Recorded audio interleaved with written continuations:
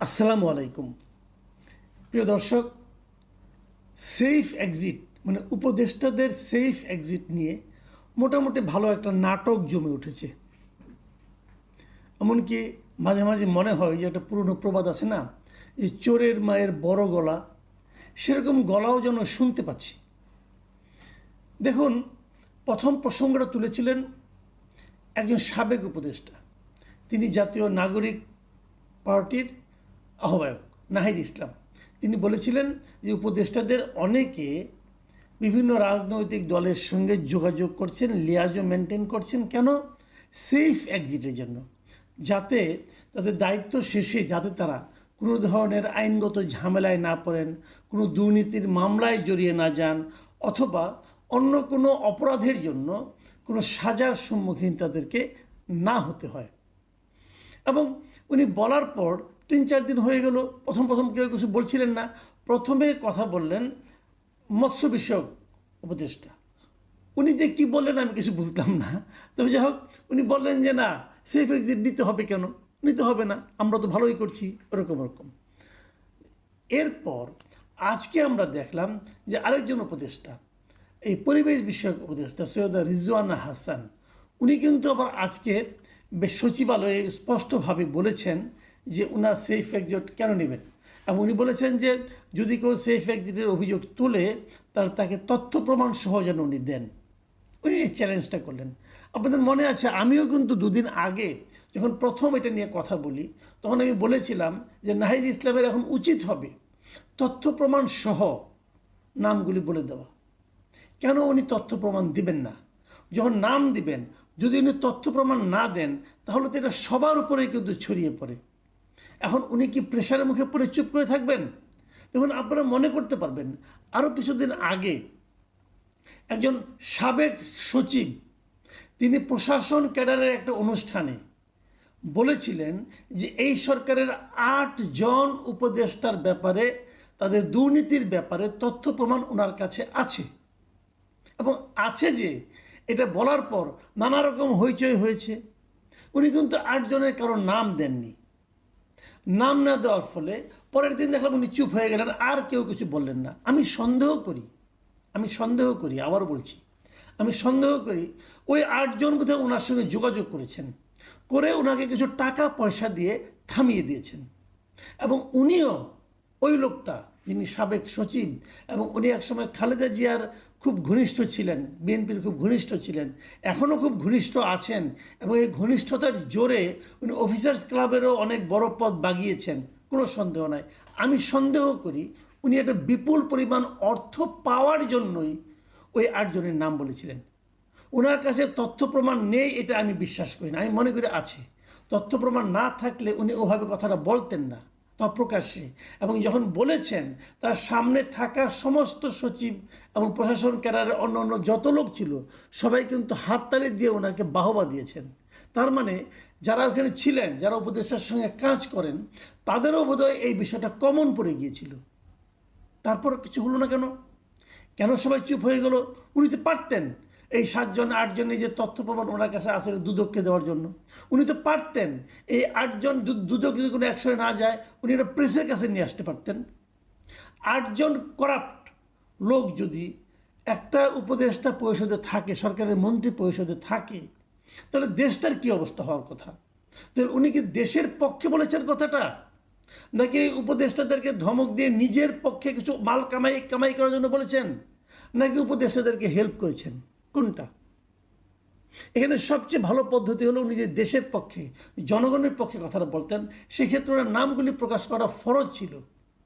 উনি ফরজ লঙ্ঘন করেছেন। ওনার ফরজ লঙ্ঘন করার জন্য আমি মনে করি ওনার কবিরা গুনাহ হয়েছে। উনি ভয়ঙ্কর অন্যায় করেছেন। আমি কবিরা গুনাহ কথাটা এমনি বলার জন্য বললাম, কিন্তু উনি ভয়ঙ্কর অন্যায় করেছেন। উনি লেনদেন করে চুপ হয়ে গেছেন। একই রকম কথা আমি এখানেও বলবো। নাহিদ ইসলাম কি নামগুলি বলবেন? যদি নাম না বলেন, তাহলে আমি মনে করব উনিও লেনদেনের মাধ্যমে চুপ হয়ে যাচ্ছেন। মালপানি পেয়েছেন, অথবা সুযোগ সুবিধা পেয়েছেন, ক্যাশ অর কাইন্ড, আমি জানি না।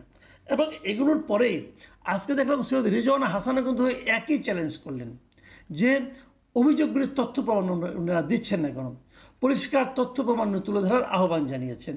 এবং উনি বলেছেন, ওনার কথাটা শুনুন উনি কী বলেছেন। উনি বলেছেন যে উনি মানে নাহিদ ইসলাম এটা উনি অভিমান থেকে বলেছেন নাকি ওনার কোনো একটা ব্যাপারে গ্রিভেন্স আছে, এই বিষয়গুলো ওনাকে পরিষ্কার করতে হবে, তাকে তার বক্তব্যকে সাবস্ট্যান্সিয়েট করতে হবে।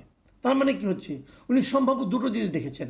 একটা হলো যে ওনার নিজস্ব কোনো ক্ষোভ আছে অথবা ওনার কোনো অভিমান আছে। নেইটা কি? নেই হলো সত্যতা। তার মানে রিজওয়ানা হাসানের কথায় নাহিদ ইসলাম একজন মিথ্যাবাদী। কথা পরিষ্কার ভাই, কথা পরিষ্কার।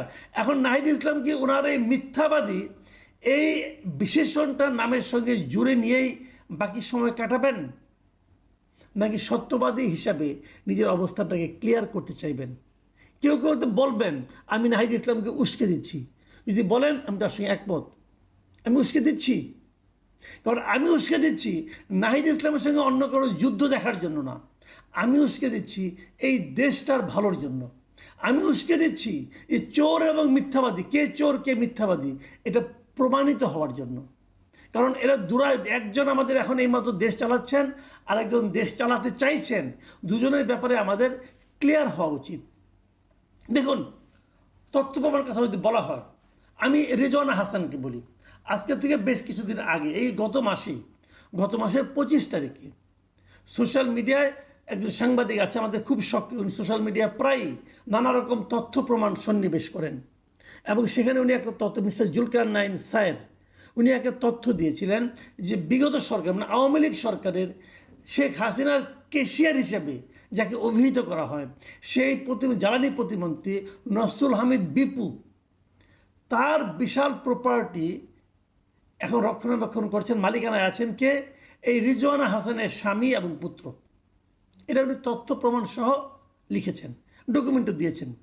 এবং প্রশ্ন হচ্ছে ওনাদের যে হামিদ সোয়েটার, নসরুল হামিদ বিপুর যে হামিদ সোয়েটার, সেটার মালিকানা এখন এই দুজনের নামে, রিজওয়ানা হাসানের স্বামী এবং পুত্র নামে ট্রান্সফার করা হয়েছে। এটা অনেকেই দীর্ঘদিন ধরে জানতেন যে বিপুর সঙ্গে রিজওয়ানা হাসানের স্বামী আবু বকর সিদ্দিকীর খুব ঘনিষ্ঠ সম্পর্ক, এটা অনেক বছর ধরে সম্পর্ক। আমি এটাও বলবো যে আওয়ামী স্বৈরাচারের সবচেয়ে সুবিধাভোগী যে 2-3 জন লোক, তাদের একজনের সঙ্গে যাদের ঘনিষ্ঠতম সম্পর্ক, বন্ধু বলা হয়ে থাকে, তার পরিবারের লোককে উপদেষ্টা হয় কিভাবে? এটা একটা বেসিক কোশ্চেন। আওয়ামী পরিবারের একজন লোক হেঁটে গেলে পর তার ছায়া যার উপর পড়েছে তাকেও কিন্তু স্বৈরাচারী আখ্যা দিয়ে মবের শিকার হতে হয়েছে। তো উনি কিভাবে উপদেষ্টা হয়ে গেলেন? প্রশ্নের জবাবটা কি? এবং বিপুল সম্পত্তি যে ওনাদের কাছে, ওনার ফ্যামিলির কাছে রয়ে গেছে, এখন ওনারা তো বলবেন এগুলো আমাদের নামে ট্রান্সফার হয়ে গেছে। আরে ভাই, এস আলমের অনেক সম্পত্তি তার বাড়ির কাজের লোকের নামে ট্রান্সফার হয়ে গেছিল, হয়েছিল না? কিভাবে বাংলাদেশের সম্পদ কার নামে কোনটা থাকে এটা তো আমরা বুঝি, সবাই জানে। এখনও মানে উনি চলে যাওয়ার আগের দিন পর্যন্ত এই শিল্পের যে অ্যাসোসিয়েশন, তার ডিরেক্টরিতে পর্যন্ত তাদের নাম আছে, সবাই জানে এটা তাদের প্রপার্টি। উনি দেখভাল করতেন এবং এখনও দেখভাল করে যাচ্ছেন, এটা দৃশ্যত। আরও কত সম্পদ এখন পর্যন্ত শুনেছেন যে নসরুল হামিদ বিপুর কোনো সম্পত্তি নিয়ে কোনো রকম ঝামেলা হয়েছে? উনি তো শেখ হাসিনার কেশিয়ার ছিলেন রে ভাই, তার প্রপার্টি কিন্তু খুব নিরাপদ আছে। উনি অত্যন্ত নিরাপত্তার মধ্যে দেশ ত্যাগ করতে পেরেছেন। কার ছত্রছায়ায়? কিভাবে? এই সমস্ত প্রশ্নের জবাব কি সৈয়দ রিজওয়ানা হাসান দিয়েছেন? উনি এখন নাহিদ ইসলামের কাছে প্রশ্ন চাচ্ছেন কেন? আপনি এটাকে ক্লিয়ার করেন ভাই, আপনি নামে উত্থাপিত ক্লিয়ার করতে পেরেছেন? আমরা গতকালকে দেখেছি যে একটা নিউজ দেখলাম আমরা প্রথম আলোতে, দুটো বেসরকারি টেলিভিশনকে এই সরকার আগের নিয়মে মানে স্বৈরাচারী সরকার যেভাবে চালাতো সেই নিয়মে দুটো বেসরকারি টেলিভিশনকে অনুমোদন দেওয়া হয়েছে। এই অনুমোদন দিয়েছে তারা কারা? দুজনের নামে আরিফুর রহমান, একজন আরিফুর রহমান, একজন আরিফুর রহমান তুহিন। এরা কারা?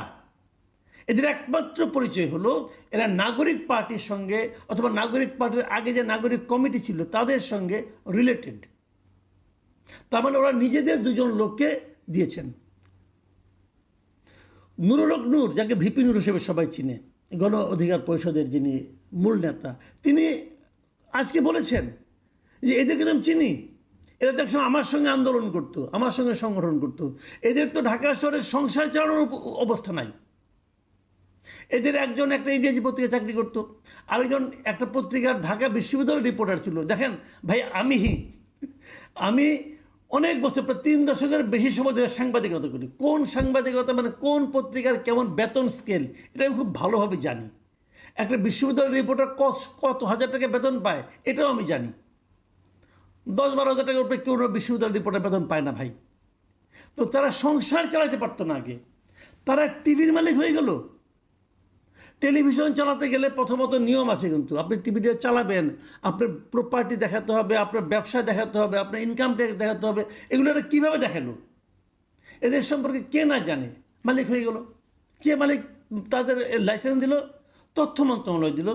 তথ্য মন্ত্রণালয়ের দায়িত্বে কী আছেন? মাহফুজ আলম আছেন। কয়েকদিন আগে এই মাহফুজ আলম কয়েকদিন আগে সিজিএসের একটা প্রোগ্রামে বড় বড় কথা বলেছেন, কিন্তু কথাগুলো আমারও ভালো লেগেছিল, যে কিভাবে সরকার গঠন হওয়ার পরে আওয়ামী লীগ আর জামাত বিভিন্ন পদ দখল করেছে বলেছিলেন। কিন্তু ওইখানে আরেকজন সাংবাদিক মিস্টার কামাল আহমেদ, যিনি ডেইলি স্টারে আছেন এবং উনি এই গণমাধ্যম সংস্কার কমিশনের চেয়ারম্যান ছিলেন, উনি জিজ্ঞাসা করেছিলেন তাকে, আপনারা নতুন একটা টেলিভিশন দিচ্ছেন কিনা? মাহফুজ আলম মুখ পুষে না করেছে, না আমরা দিচ্ছি না। তার 1 সপ্তাহের মধ্যে দেখলাম 2টা টেলিভিশনের পারমিশন হয়ে গেল। মাহফুজ আলম এবার কী বলবেন? মাল খেয়েছেন? আমি তো সন্দেহ করি।